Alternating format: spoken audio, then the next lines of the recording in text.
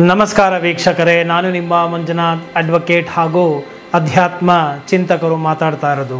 ಇವತ್ತು ಶ್ರೀರಾಮಕೃಷ್ಣ ಪರಮಹಂಸರು ಈ ಗೃಹಸ್ಥಾಶ್ರಮದಲ್ಲಿದ್ದುಕೊಂಡು ಈ ನಾನು, ನನ್ನದು, ನನ್ನ ಕುಟುಂಬ ಎಂದು ಕನವರಿಸ್ತಾ ಈ ಎಲ್ಲ ಜವಾಬ್ದಾರಿಗಳು ನನ್ನ ತಲೆ ಮೇಲೆಯೇ ಬಿದ್ದು ಬಿಟ್ಟಿದೆ, ಇದೆಲ್ಲವನ್ನು ನಾನು ಮಾಡಲೇಬೇಕು, ಇದನ್ನು ನಾನು ಮಾಡದೆ ಹೋದರೆ ಬಲು ಕಷ್ಟ, ಸೊ ಆದ್ದರಿಂದ ಇದೆಲ್ಲವನ್ನು ನಾನೇ ಮಾಡಬೇಕು, ನನ್ನಿಂದಲೇ ಇದೆಲ್ಲ ನಡೀತಾ ಇದೆ, ಅವರೆಲ್ಲ ನನ್ನಿಂದಲೇ ಊಟ ಮಾಡ್ತಾ ಇದ್ದಾರೆ, ನನ್ನಿಂದಲೇ ಈ ಎಲ್ಲ ಸಕಲ ಕಾರ್ಯಗಳು ನಡೀತಾ ಇದೆ ಅಂತ ಅಂದುಕೊಳ್ಳುವ ಗೃಹಸ್ಥನಿಗೆ ಕಿವಿ ಮಾತನ್ನು ಏನು ಹೇಳಿದರು ಎಂಬುವಂತಹ ವಿಚಾರವನ್ನು ಇವತ್ತು ನಾನು ನಿಮಗೆ ತಿಳಿಸಿಕೊಡ್ತೇನೆ. ನೋಡಿ, ಈ ನಾನು, ನನ್ನದು ಎಂಬುವುದೇ ದೊಡ್ಡ ಅಜ್ಞಾನ ಮತ್ತು ಅಜ್ಞಾನದ ಮೂಲ ಆಗಿದೆ ಅಂತ ಹೇಳ್ತಾರೆ.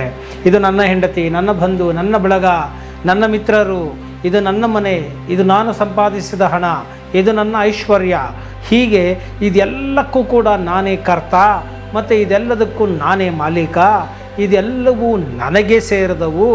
ಈ ಭಾವ ಅಜ್ಞಾನದಿಂದ ಜನಿಸುತ್ತದೆ. ಆದ್ದರಿಂದ ಈ ಮನುಷ್ಯನು ಮೃತ್ಯುವನ್ನು ಸದಾ ನೆನಪಿಸಿಕೊಳ್ಳಬೇಕು ಅಂತ ಹೇಳಿ ಕಿವಿ ಮಾತನ್ನು ರಾಮಕೃಷ್ಣ ಪರಮಹಂಸರು ಹೇಳ್ತಾರೆ. ನೋಡಿ, ಈ ಮೃತ್ಯು ಒಳ್ಳೆಯವರಿಗೂ ಬರುತ್ತೆ, ಕೆಟ್ಟವರಿಗೂ ಬರುತ್ತೆ. ಸತ್ತ ಮೇಲೆ ಯಾವುದು ಹಿಂದಕ್ಕೆ ನಮ್ಮ ಜೊತೆಯಲ್ಲಿ ಬರುವುದಿಲ್ಲ ಎಂಬುವಂತಹ ಸತ್ಯವನ್ನು ನಾವು ಅರಿತುಕೊಳ್ಳಬೇಕಾಗುತ್ತದೆ. ಈ ಮೃತ್ಯುವಿನಿಂದ ಸತ್ತ ಮೇಲೆ ಮನುಷ್ಯನಿಗೆ ಯಾವುದೂ ಬರುವುದಿಲ್ಲ ತನ್ನ ಹಿಂದೆ ಎಂಬುದನ್ನು ಅರಿತುಕೊಳ್ಳಬೇಕು ಅಂತ ಹೇಳ್ತಾರೆ. ಈ ಸಂದರ್ಭದಲ್ಲಿ ಪುರಂದರದಾಸರು ಒಂದು ಕೀರ್ತನೆ ನೆನಪಿಗೆ ಬರುತ್ತದೆ. ಯಾರು ಸಂಗಡ ಬರುವವರಿಲ್ಲ ಮರಣ ಕಾಲದಲ್ಲಿ, ಯಾರು ಸಂಗಡ ಬರುವವರಿಲ್ಲ ಮರಣ ಕಾಲದಲ್ಲಿ, ಸಾರವರಿತು ನೀನೀಗಲೇ ಹರಿಯ ಸ್ಮರಣೆ ಮಾಡು, ನೀ ಹರಿಯ ಸ್ಮರಣೆ ಮಾಡು. ಹೆತ್ತ ತಾಯಿ ತಂದೆಯರು, ಹೆಂಡತಿ ಮಕ್ಕಳು, ಬಂಧು ಮಿತ್ರರು ಅತ್ತು ಸುಮ್ಮನೆ ಕಳಹುವರಲ್ಲದೆ ಸಂಗಡ ಬರುವವರೆಲ್ಲ, ಸಂಗಡ ಬರುವವರೆಲ್ಲ. ಸತ ಮೇಲೆ ನಿನ್ನ ತನುವನ್ನು ನೋಡಿ ಬೆದರುವರೆಲ್ಲರೂ, ಹೊತ್ತು ಹೋಗದೆ ಬಿಡದೆ ನಿನ್ನನು ಮಣ್ಣಲ್ಲಿ ಹೂಳುವರು, ಮಣ್ಣಲ್ಲಿ ಹೂಳುವರು. ಆಸೆಯಿಂದ ಗಳಿಸಿದ ಧನವು ಇಲ್ಲೇ ಉಳಿಯುವುದಲ್ಲೋ, ಪ್ರೀತಿಯಿಂದ ಕಟ್ಟಿದ ಮನೆಯ ತೊರೆಯಲೇಬೇಕಲ್ಲೋ, ನೀ ತೊರೆಯಲೇಬೇಕಲ್ಲೋ. ಯಾರು ಸಂಗಡ ಬರುವವರಿಲ್ಲ ಸ್ಮರಣ ಕಾಲದಲ್ಲಿ, ಸಾರವರಿತು ನೀನೀಗಲೇ ಹರಿಯ ಸ್ಮರಣೆ ಮಾಡು, ನೀ ಹರಿಯ ಸ್ಮರಣೆ ಮಾಡು. ನೀರ ಮೇಲಣ ಗುಳ್ಳೆಯಂದದಿ ತೋರುತಿಹುದಿ ಜೀವನ, ನೀರ ಮೇಲಣ ಗುಳ್ಳೆಯಂದದಿ ತೋರುತಿಹುದಿ ಜೀವನ. ಯಾವ ಸಮಯದಲ್ಲಿ ಹೊಡೆಯದೋ ತಿಳಿಯದು ಯಮಗೆ, ತಿಳಿಯದು ಯಮಗೆ. ಯಾರು ಸಂಗಡ ಬರುವವರಿಲ್ಲ ಮರಣ ಕಾಲದಲ್ಲಿ, ಸಾರವರಿತು ನೀನೀಗಲೇ ಹರಿಯ ಸ್ಮರಣೆ ಮಾಡು, ನೀ ಹರಿಯ ಸ್ಮರಣೆ ಮಾಡು. ನೋಡಿ, ತಂದೆ ತಾಯಿ, ಬಂಧು ಮಿತ್ರರು, ಬಂಧು ಬಳಗ, ಹೆಂಡತಿ ಮಕ್ಕಳು ಯಾರು ಕೂಡ ನೀನು ಸತ್ತೋದಾಗ ನಿನ್ನ ಹಿಂದೆ ಬರೋದಿಲ್ಲ. ಏನೋ ಬಿಡದೆ ನಿನ್ನನ್ನು ಮಣ್ಣಲ್ಲಿ ಹೂತು ಕೊನೆಗೆ ಹಿಂದೆಯೂ ಕೂಡ ತಿರುಗದ ಹಾಗೆ ಹೊರಟಿ ಹೋಗ್ತಾರೆ. ಒಂದೇ ಕ್ಷಣದಲ್ಲಿ ನಿಮ್ಮ ಹೆಸರು ಕೂಡ ನಿಮ್ಮಿಂದ ಬರೋದಿಲ್ಲ. ಆ ಬಾಡಿನ ಎಷ್ಟು ಗಂಟೆಗೆ ಕರ್ಕೊಂಬರ್ತೀರಾ, ಎಷ್ಟು ಗಂಟೆಗೆ ದಫನ್ ಮಾಡಬೇಕು ಅಂತ ಹೇಳ್ತಾರೆ. ನೀವು ಉಪಯೋಗಿಸಿದಂತಹ ವಸ್ತುಗಳನ್ನು ಕೂಡ ಮನೆಯಲ್ಲಿ ಇಡೋದಿಲ್ಲ. ಏನೋ ಅದನ್ನೆಲ್ಲ ತೆಗೆದು ಆಚೆ ಹಾಕಿ ಅದನ್ನು ಮಲಿನ ಅಂತೇಳಿ ಬೇರೆಯವರಿಗೆ ಕೊಟ್ಟು ಬಿಡ್ತಾರೆ. ಹಿಂದೆ ಕೂಡ ತಿರುಗಿ ನೋಡಬಾರ್ದು ಅಂತ ಹೇಳಿಬಿಟ್ಟು ಮುಂದಕ್ಕೆ ಹೊರಟೋಗ್ತಾರೆ. ನೀನು ಸಂಪಾದಿಸಿದಂಥ ಹಣ, ಗಳಿಸಿದಂತಹ ಆಸ್ತಿ, ಮನೆಗಳು ಎಲ್ಲವನ್ನು ಕೂಡ ಇಲ್ಲೇ ಬಿಟ್ಟು ಹೋಗಬೇಕು. ಆಸೆಯಿಂದ ತೊಟ್ಟ ಬಟ್ಟೆಗಳನ್ನೆಲ್ಲ ಇಲ್ಲೇ ಬಿಟ್ಟು ಹೋಗಬೇಕು, ವಸ್ತುಗಳನ್ನು ಬಿಟ್ಟು ಹೋಗಬೇಕು. ಈ ನೀರ ಮೇಲನ ಗುಳ್ಳೆ ಎಂದದಿ ತೋರುತ್ತಿಹುದು ಜೀವನ. ಯಾವಾಗ ಆ ನೀರಿನ ಮೇಲನ ಇರ್ತಕ್ಕಂಥ ಗುಳ್ಳೆ ಒಡೆದೋಗುತ್ತೋ ಗೊತ್ತಿಲ್ಲ, ಹಾಗೆ ಈ ಜೀವನವು ತುಂಬ ನಶ್ವರ ಅನಿಶ್ಚಿತತೆಗಳಿಂದ ಕೂಡಿದೆ. ಆದ್ದರಿಂದ ಇಂತಹ ಅನಿಶ್ಚಿತ ಜೀವನದಲ್ಲಿ ನೀನು ನಿಶ್ಚಿತವಾದುದನ್ನು, ಶಾಶ್ವತವಾದುದನ್ನು, ನಿತ್ಯವಾದುದನ್ನು, ಆನಂದವಾದುದನ್ನು, ನಶಿಸದೇ ಇರುವುದನ್ನು ಹುಡುಕುವುದು ಜಾಣತನ. ಆದ್ದರಿಂದ ನೀನು ಅದರ ಕಡೆಗೆ ಗಮನವನ್ನು ನೀನು ಕೊಡಬೇಕು. ಅದನ್ನು ಬಿಟ್ಟು ಈ ಅನಿಶ್ಚಿತವಾದಂತಹ ಬದುಕಿನಲ್ಲಿ ಈ ಅಶಾಶ್ವತವಾದಂತಹ ದೇಹವನ್ನು ಹೊಂದಿರುವ ನೀನು ಈ ಅಶಾಶ್ವತವಾದಂತಹ, ತಾತ್ಕಾಲಿಕವಾದಂತಹ, ನಶಿಸುವಂತಹ ಈ ದೇಹಕ್ಕೆ ಸಂಬಂಧಿಸಿದಂತಹ ಸಂಬಂಧಗಳೇ ನಿನ್ನ ಸಾರ ಸರ್ವಸ್ವ ಅಂತ ಹೇಳಿ ತಿಳಿದು ನೀನು ಮೌಢ್ಯದಲ್ಲಿ ಬಿದ್ದು ಏನೋ ಹೊರಳಾಡಬೇಡ. ಇದು ಅಜ್ಞಾನದ ಮೂಲ ಅಂತ ಹೇಳಿ ದೊಡ್ಡವರು ಹೇಳ್ತಾರೆ, ಪರಮಹಂಸರು ಕೂಡ ತಿಳಿಸಿಕೊಡ್ತಾರೆ. ಆದ್ದರಿಂದ ನೋಡಿ, ಒಂದು ಸಣ್ಣ ಉದಾಹರಣೆಯನ್ನು ಕೊಡ್ತಾರೆ. ಹೇಗೆ ಒಬ್ಬ ಹಳ್ಳಿಯಿಂದ ಸಿಟಿಗೆ ಕೆಲಸಕ್ಕೆ ಹೋಗ್ತಾನೆ, ಅಲ್ಲಿ ಕೆಲಸಕ್ಕೆ ಹೋದ ನಂತರ ಅಲ್ಲಿ ಅವನು ಕೆಲಸಗಳು ಮುಗಿದ ನಂತರ ಆತನು ಮತ್ತೆ ತಿರ್ಗ ಹಳ್ಳಿಗೆ ವಾಪಸ್ಸು ಹೋಗಬೇಕಾಗತ್ತೆ. ಹಾಗೆ ನಮ್ಮ ಒಂದು ಸ್ಥಳ ಬೇರೊಂದು ಕಡೆ ಇದೆ. ಇದೆಲ್ಲವೂ ಅಶಾಶ್ವತವಾದದ್ದು, ತಾತ್ಕಾಲಿಕವಾದದ್ದು. ನಮ್ಮ ಕರ್ಮಗಳಿಗೆ ಅನುಸಾರವಾಗಿ ನಾವು ಈ ದೇಹವನ್ನು ಧರಿಸಿ ಈ ಒಂದು ಕೆಲಸವನ್ನು ಮಾಡಲಿಕ್ಕೆ ನಾವು ಬಂದಿದ್ದೇವೆ. ಆ ಕೆಲಸಗಳು ಮುಗಿದ ನಂತರ ನಾವು ಹೊರಟೋಗ್ತೇವೆ. ಆದ್ದರಿಂದ ಇಹದ ಲೌಕಿಕದ ಜವಾಬ್ದಾರಿಗಳನ್ನು ನೀವು ನಿರ್ವಹಿಸಿ, ಆದರೆ ಇದೆಲ್ಲವೂ ನನ್ನದೇ, ನನ್ನಿಂದಲೇ ನಡೀತಾ ಇದೆ, ನಾನಿಲ್ಲದೆ ಹೋದರೆ ಜಗತ್ತು ನಡೆಯೋದೇ ಇಲ್ಲ, ಈ ಕುಟುಂಬ ನಡೆಯೋದಿಲ್ಲ, ಇದು ನಿಂತು ಹೋಗುತ್ತದೆ ಎಂಬುದಾಗಿ ಭ್ರಮಿಸಬೇಡ. ಯಾರು ಇರಲಿ ಇಲ್ಲದೆ ಹೋದಲ್ಲಿ ಸರ್ವರಿಗೂ ಅನ್ನವನ್ನು ಹಾಕುವವನು ಪರಮೇಶ್ವರನಾಗಿದ್ದಾನೆ. ಆದ್ದರಿಂದ ಇಂತಹ ಮೌಢ್ಯವನ್ನು ನೀನು ಬಿಟ್ಟು ಬಿಡು ಅಂತ ಹೇಳಿಬಿಟ್ಟು ಹೇಳ್ತಾರೆ. ಇನ್ನು ಒಂದು ಎಸ್ಟೇಟ್ ಇರುತ್ತೆ. ಆ ಎಸ್ಟೇಟಲ್ಲಿ ಮ್ಯಾನೇಜರ್ ಇರ್ತಾರೆ.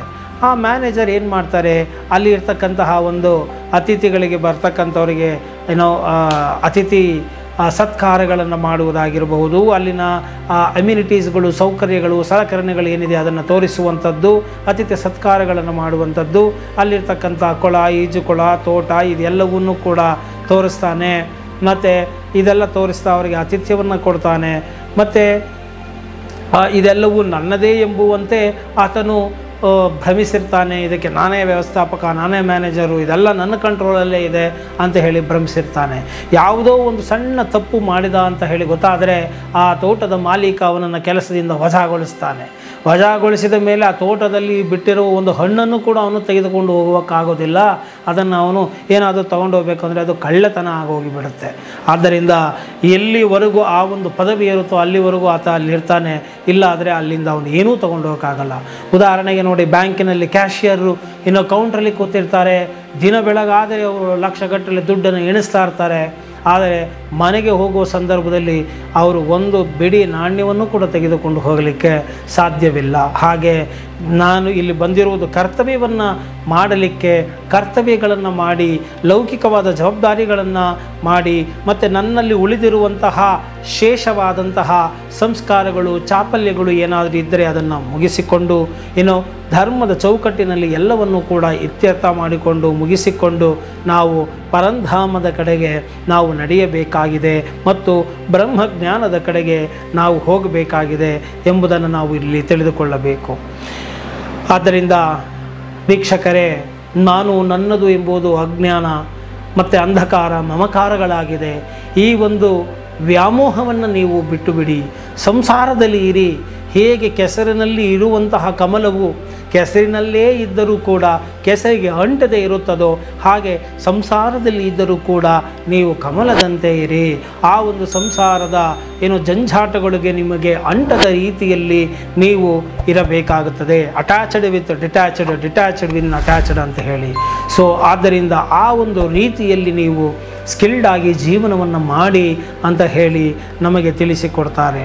ನೋಡಿ, ಪರಮಾತ್ಮನು 2 ಬಾರಿ ನಗ್ತಾನಂತೆ. ಒಂದು ಏನಪ್ಪ ಅಂತ ಹೇಳಿದ್ರೆ, ವೈದ್ಯರು ರೋಗಿಗೆ ಹೇಳ್ತಾರೆ, ನಿನ್ನನ್ನು ಬದುಕಿಸಿ ಕೊಟ್ಬಿಡ್ತೇನೆ, ನಾನು ನಿನ್ನನ್ನು ಬದುಕಿಸ್ತೀನಿ ಅಂತೇಳಿ ವೈದ್ಯರು ಹೇಳಿದಾಗ, ಯಾಕಂದರೆ ಆತನೇ ಇನ್ನೇನೋ, ಆ ವೈದ್ಯನೇ ಇನ್ನೇನೋ ಸಾಯುವುದರಲ್ಲಿ ಇರ್ತಾನೆ, ಆದರೆ ಆತನೇ ಇನ್ನೊಬ್ಬನಿಗೆ ಬದುಕಿಸಿ ಕೊಟ್ಟು ಬಿಡ್ತೇನೆ ಅಂತ ಹೇಳೋದು ಎಷ್ಟು ಹಾಸ್ಯಾಸ್ಪದವೋ ಹಾಗೆ ಅಂತ ಆ ಸಂದರ್ಭದಲ್ಲಿ ಭಗವಂತನು ನಗ್ತಾನೆ ಅಂತ ಹೇಳಿ ನಮಗೆ ಸಾರವನ್ನು ತಿಳಿಸಲಿಕ್ಕಾಗಿ ಈ ರೀತಿಯಾಗಿ ಹೇಳ್ತಾರೆ, ದೃಷ್ಟಾಂತವನ್ನು ಕೊಡುವ ಮುಖಾಂತರ.